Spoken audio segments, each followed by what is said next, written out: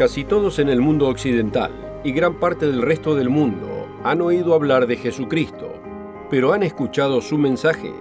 ¿Cuáles son las buenas nuevas que proclamó durante 3 años y medio antes de su crucifixión? ¿Usted cree que lo sabe? No esté tan seguro. No es lo que la mayoría piensa. En el programa de hoy del Mundo de Mañana, le mostraré que el verdadero evangelio de Jesucristo ha sido ignorado. Esté atento, porque quizás lo sorprenderá.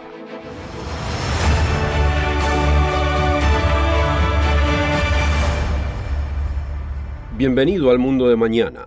En el programa de hoy, vamos a ver en la Biblia cuál fue el mensaje que Jesús de Nazaret trajo a este mundo. Quizás lo sorprenda e incluso lo alarme la verdad de estas buenas nuevas. Después de todo, buenas nuevas es lo que significa evangelio. ¿Cuáles son exactamente estas buenas nuevas? Cualquiera que sea el mensaje que Jesús predicó, fue controversial, porque los líderes religiosos de su época estaban tan molestos con él que agitaron a sus propios compatriotas y lo mataron. ¿Por qué tanto odio? Todos se refieren al mensaje de Jesús como al evangelio.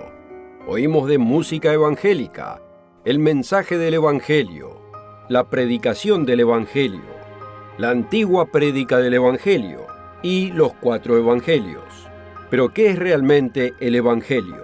Muchos creen que lo saben, pero ¿es verdad? ¿Y usted lo sabe?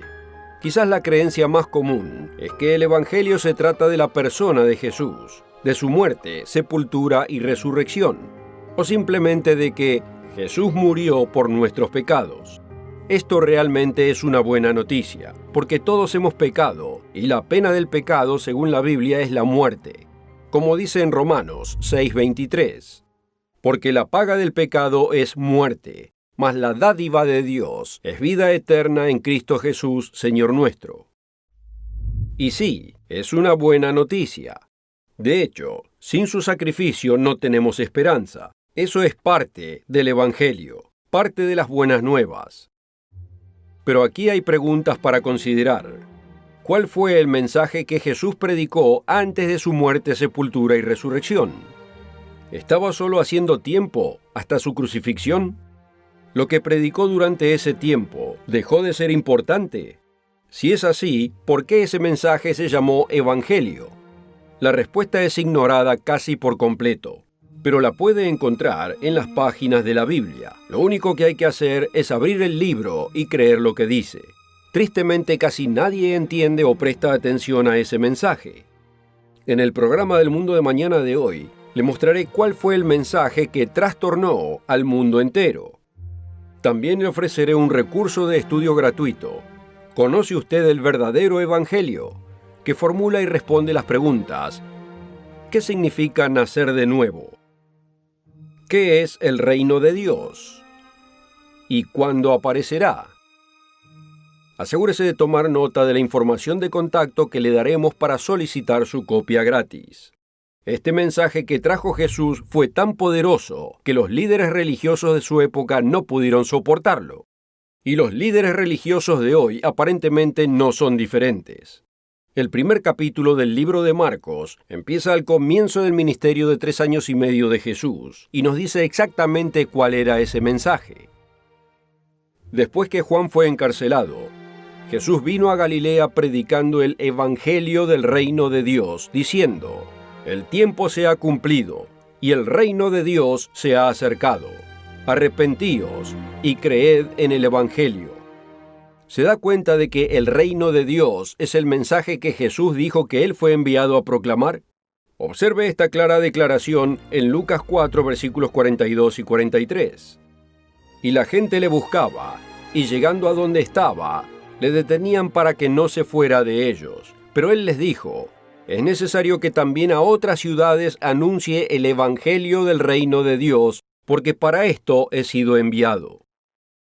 Si ese es el mensaje que Jesús dijo que debía entregar, ¿por qué escuchamos tan poco sobre este reino de Dios? ¿Y qué es ese reino? No es lo que la mayoría de la gente piensa, y Jesús no era quien mucha gente piensa que era. Déjeme darle un ejemplo. Cuando yo tenía 11 o 12 años, alguien le preguntó a mi maestro de escuela dominical por qué Jesús hablaba en parábolas. La respuesta: la audiencia de Jesús estaba compuesta por granjeros, pescadores y pastores, y les hablaba en un lenguaje que pudieran entender. Eso tuvo sentido en su momento, pero existe un problema. Está totalmente errado. ¿Cómo podemos saberlo? Los discípulos de Jesús le hicieron exactamente la misma pregunta, y él nos da su razón para hablar en parábolas. Lo vemos en el libro de Mateo, capítulo 13, comenzando en el versículo 10.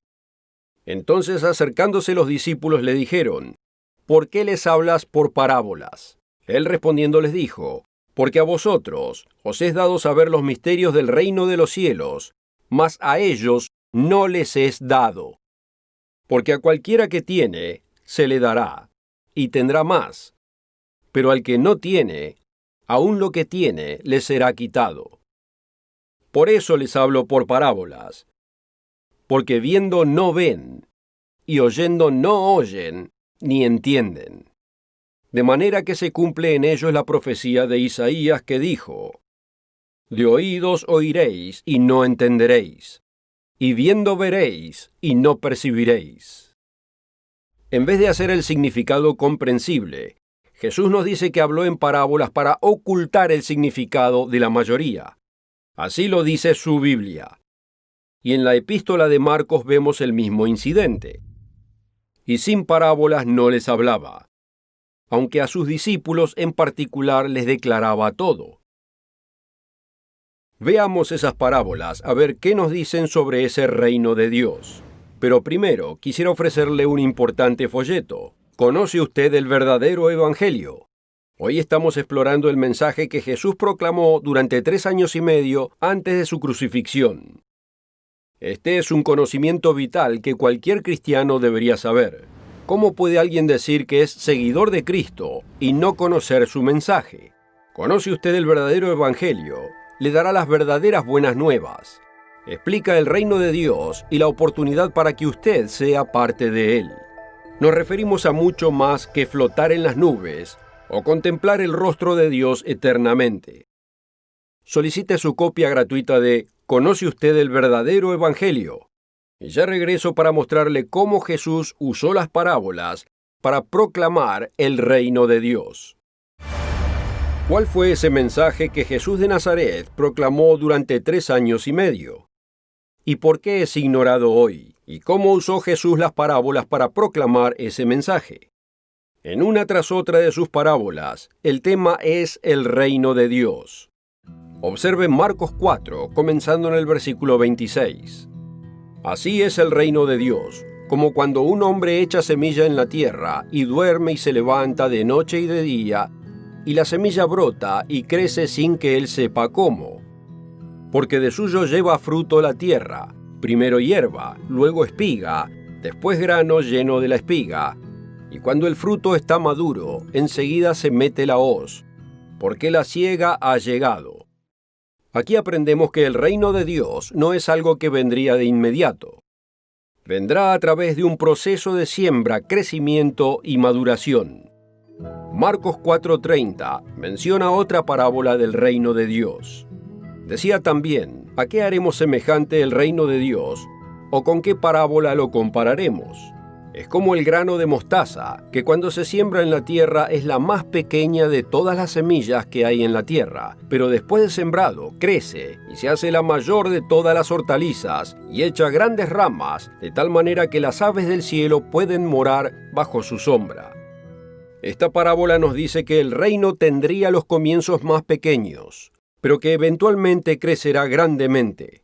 Después de un ministerio de 3 años y medio, marcado por poderosos milagros y que culminó en su resurrección de entre los muertos, solo había unos 120 verdaderos creyentes, como lo enuncia los Hechos 1:15. Sin embargo, antes del fin del primer siglo, este poderoso mensaje se expandió desde el pequeño estado judío a todas las partes del Imperio Romano, como vemos en los Hechos 17, versículo 6.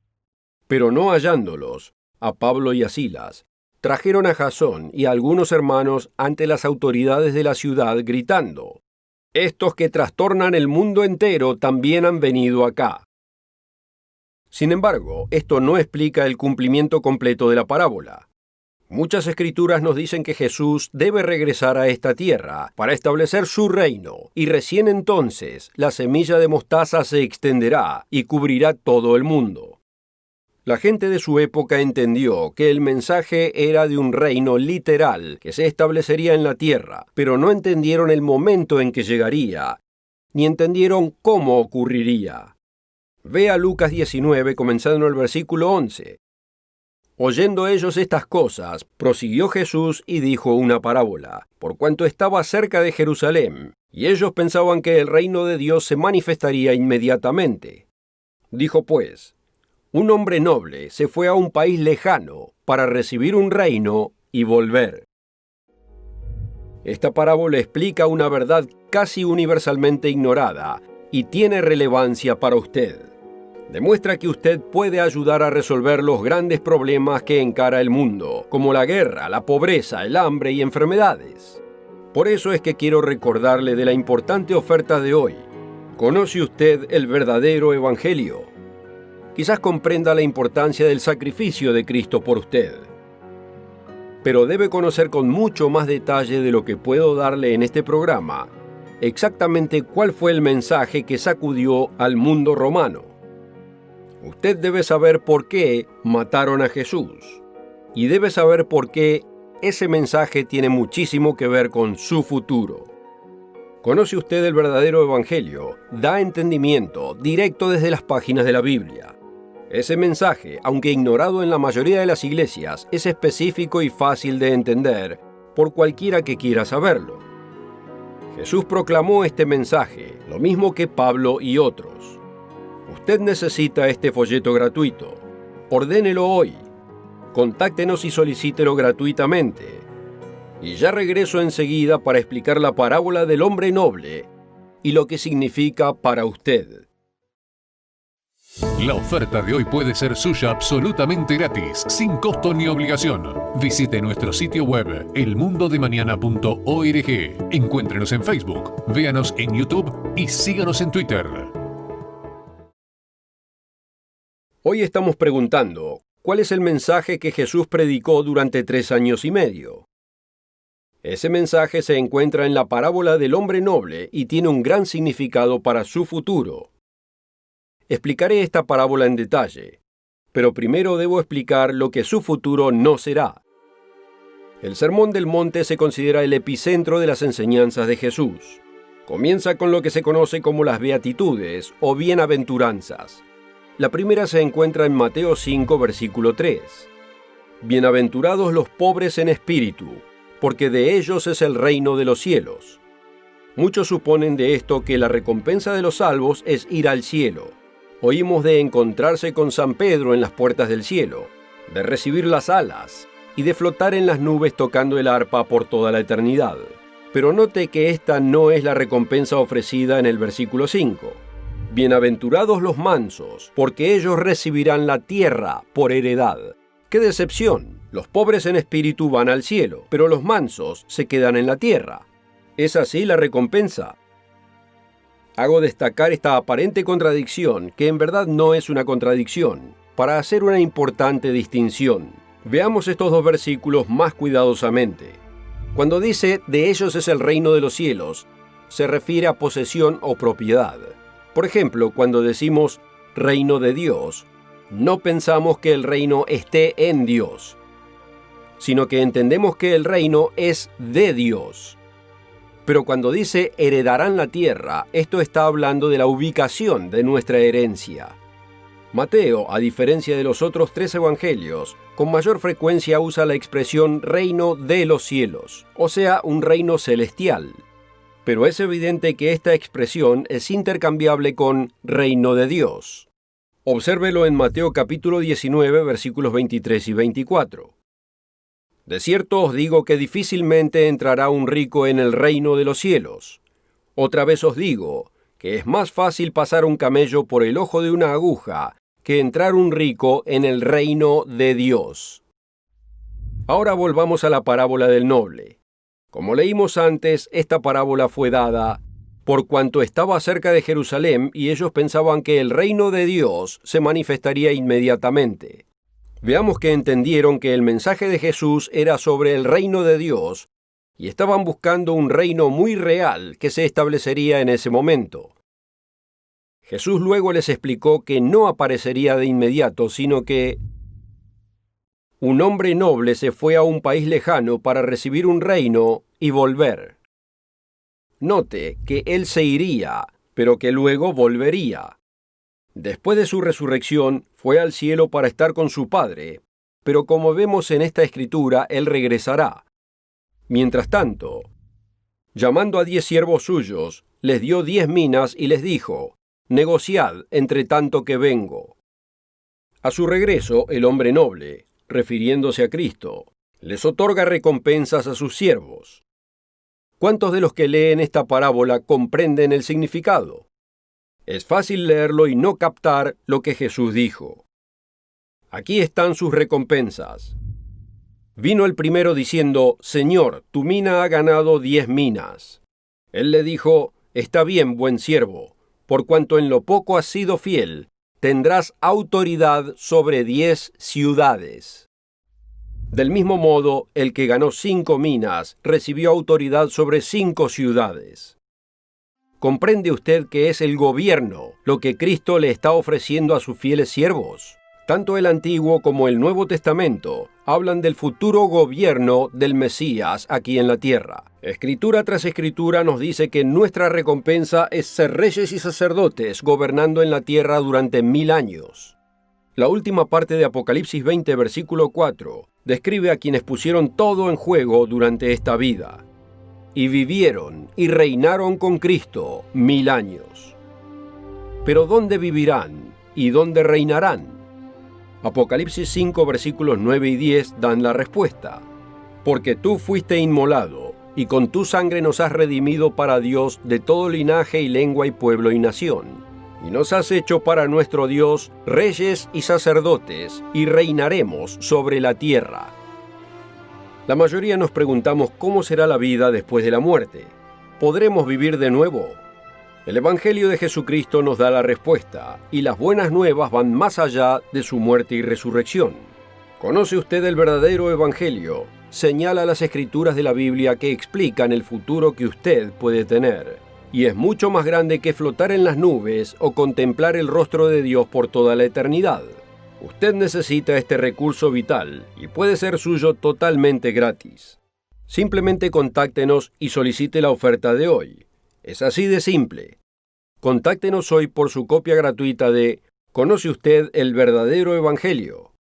Y ya regreso para mostrarle en las páginas de la Biblia cuál puede ser su recompensa. El Evangelio de Jesús, que proclamó durante 3 años y medio antes de su muerte y resurrección, ha sido ampliamente ignorado. ¿Por qué?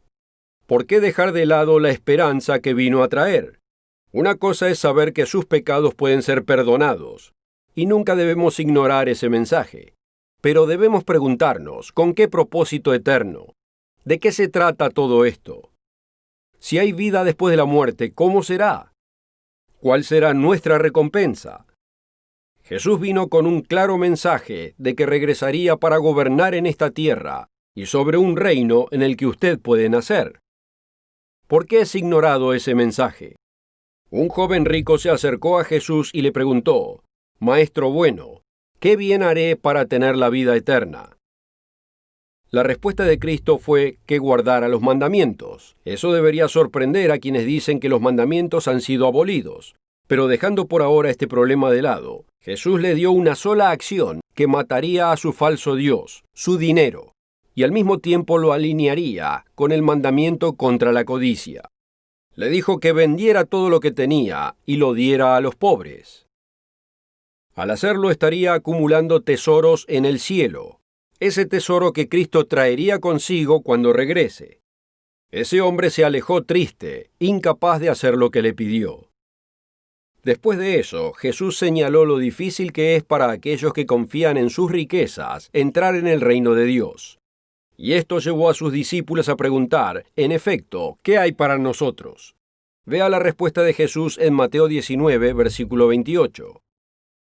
Y Jesús les dijo: de cierto os digo que en la regeneración, cuando el Hijo del Hombre se siente en el trono de su gloria, vosotros que me habéis seguido también os sentaréis sobre 12 tronos para juzgar o gobernar a las 12 tribus de Israel. Esto es muy específico, y existe una conexión con la parábola del hombre noble que va a un país lejano. Cuando miramos el panorama general en las Escrituras, encontramos que hay una continuidad de pensamiento. Se acerca un reino y Dios nos revela su estructura. Conocemos un conocido enunciado del apóstol Pablo sobre ese reino. A menudo es leído durante los funerales, pero lo entiende la gente. 1 Corintios 15:50. Pero esto digo, hermanos, que la carne y la sangre no pueden heredar el reino de Dios, ni la corrupción hereda la incorrupción. Esta escritura sola destruye muchas enseñanzas falsas sobre el reino de Dios. No es algo en nuestros corazones, y no está ni aquí ni ahora. El reino de Dios es un reino muy real, tal como Jesús enseñó a sus discípulos con respecto a su recompensa, y tal como lo enseñó en la parábola del hombre noble. Y como acabamos de leer, la carne y la sangre no pueden heredar el reino. Pilato le preguntó a Jesús: ¿eres tú el rey de los judíos? Y Jesús le explicó: mi reino no es de este mundo. Si mi reino fuera de este mundo, mis servidores pelearían para que yo no fuera entregado a los judíos. Pero mi reino no es de aquí. Entonces, ¿cuándo vendrá el reino de Dios? El capítulo 30 de Jeremías proclama un tiempo problemático para toda la casa de Jacob. Esto significa los judíos, pero también significa otras tribus de Israel. Como ya vimos, Jesús prometió a los 12 apóstoles que gobernarían cada uno sobre una de las 12 tribus de Israel. Pero los judíos son solo una tribu. Ahora veamos Jeremías 30, versículo 9. Sino que servirán, las 12 tribus, al Señor su Dios y a David su rey, a quien yo les levantaré. ¿Cuándo fue la última vez que usted escuchó esto predicado desde el púlpito? Sí, el Señor, que es el Mesías, que regresa, Jesucristo, gobernará sobre ellos. Pero vea también que el rey David resucitará para gobernar todo Israel. El capítulo 14 de Zacarías describe el mismo momento en que todas las naciones se reunirán contra Jerusalén y los judíos. Será un momento terrible, pero la profecía muestra que el Mesías, Jesucristo, volverá para salvarlos. Y aquí está el resultado de su intervención. Versículo 9. Y el Señor será rey sobre toda la tierra. Amigo, ¿logra usted ver un patrón? Jesucristo debe gobernar sobre toda la tierra. El rey David resucitará para gobernar sobre todas las tribus de Israel. Los apóstoles también resucitarán en ese momento, y cada uno gobernará sobre una de las 12 tribus. Entonces la parábola del hombre noble muestra que aquellos que son de Cristo en su venida recibirán un gobierno sobre las ciudades. A algunos se les dará una mayor responsabilidad de acuerdo a lo que hagan en esta vida. Yo sé que algunos dicen, pero yo no quiero gobernar. ¿Desea usted resolver los problemas de esta tierra, problemas de pobreza, desigualdad de ingresos brutos, enfermedades, corrupción, violencia y abuso? Entonces, ¿por qué no quiere gobernar bajo Jesucristo para resolver estos problemas? Dios no está tratando de salvar al mundo entero ahora, sino que está llamando a unos pocos ahora, para que nazcan en su familia, para gobernar con Él y traer paz a este planeta en caos. Imagine el tiempo cuando juzgará entre las naciones y reprenderá a muchos pueblos, y volverán sus espadas en rejas de arado y sus lanzas en hoces. No alzará espada nación contra nación, ni se adiestrarán más para la guerra. El reino de Dios no es otro que la familia de Dios nacida en espíritu, y reinará en esta tierra durante 1000 años. Pero eso es solo el comienzo. Para más información sobre su futuro potencial, asegúrese de pedir su copia gratuita de ¿Conoce usted el verdadero evangelio? También lo invitamos a encontrarnos cada semana en El Mundo de Mañana. En este mundo de creciente caos y confusión, usted necesita la guía sólida que proviene de su Biblia. Richard Ames, Wallace Smith y yo, y el presentador invitado Rod McNair, continuaremos compartiendo las enseñanzas de Jesucristo, las buenas nuevas del reino de Dios que se avecina, y las profecías del tiempo del fin y su significado. Asegúrese de encontrarnos la próxima semana aquí mismo y a la misma hora.